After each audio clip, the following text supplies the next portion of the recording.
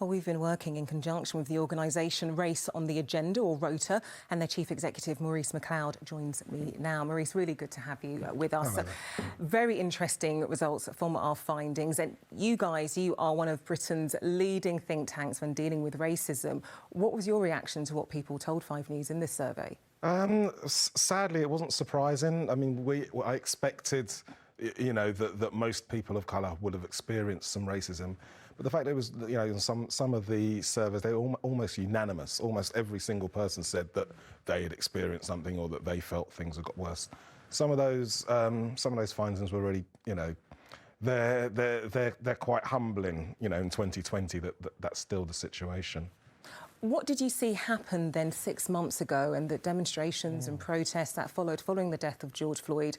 You really saw a change in the way not just people of colour, indeed white people, wanted to approach and tackle racism. What did you see that was different to what you've seen before? Yeah, I like everyone that's working in this sort of space, sadly we've seen lots of horrible things like George Floyd's murder before. We've seen those sorts of things before, and there's upset and then it goes away. With this time round, the shift seemed quite genuine. I think quite a lot of organisations and people who don't normally engage in this conversation at all seem to be asking genuine questions. It felt like there was a real bit of momentum behind the calls for change. I just hope that doesn't fade away. Yeah, I was going to ask, where are we today? Are you seeing that fading? It's still there. I think when it comes to the public, I mean, the demonstrations have died down a little bit. So on a public level, maybe people are interested in other things, but on a sort of policy-making level, which is where we ROTA, you know, function. Yeah, there's still a lot of interest in really examining, you know, the institutional stuff that we know is there. Okay, Maurice, are you going to stay with us throughout the programme? Actually, we're going to come back to you a little bit later. Maurice, that is just so interesting, because if you were a patient of colour, black or Asian, and you call out maybe somebody working in the healthcare who isn't a person of colour for not understanding your needs, then you could potentially be called out for using the race card, for overreacting, for seeing something that isn't there. How do you deal with that? Sadly, the gaslighting, as we call it. Gaslighting, here we go. Yes, let's say it as it is. Exactly. If you say this happened to me, and someone say no, it's this, that, the other, that sadly is something that any person of colour is really used to. You've just got to be resolute. You've just got to keep going. No, this happened and this is not right. And you need to make a stand. I guess for those who aren't in a position to be able to speak up, because you know, power isn't equal.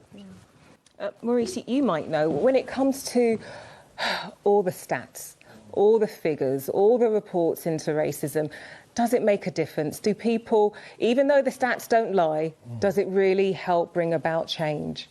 I'd like to think so, because I work in that field. That's what our charity does. I mean, I have to say it's slightly...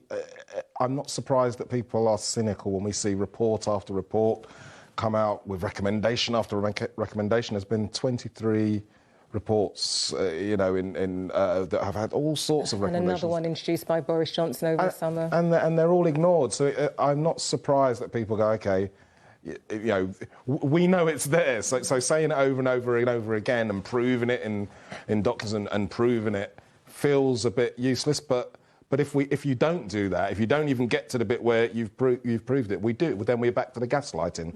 We're back to breaking it down to individuals and going, oh, don't worry, it's just that person there had a problem, or it's just that bad apple. As has been said, it's about the systemic stuff. It's about really being honest and getting to the systemic stuff. Well, like them, we want to keep the conversation going, so we are continuing our special online on our Facebook page. So please just head to Facebook and search for Channel 5 News. But I just wanted to quickly ask all of our guests before we go, Maurice, I'll start with you. What is the most important thing when it comes to tackling racism, everyday racism in particular? Everyday racism. So that's the stuff that individuals do. It's just being dropping the defences rather than trying to say I'm not that thing. Work out how you are and how you can fix it. OK, Maurice, where do we go from here? In some ways, it's been a very positive year in highlighting the issues of racism, but where do we go next? I think on an individual level, I know we're talking about systemic, and I'm glad we've had the healthcare staff there, but on an individual level, we need to treat racism like COVID. We need to accept that it's here and that it's deadly. We need to assume that we have it. That's you know, we assume that you have it, and you need to change your life to get rid of it. These are the things that I'd say to white allies when they say, what can we do to help? On an individual level, that's what everyone should do. Okay, Maurice.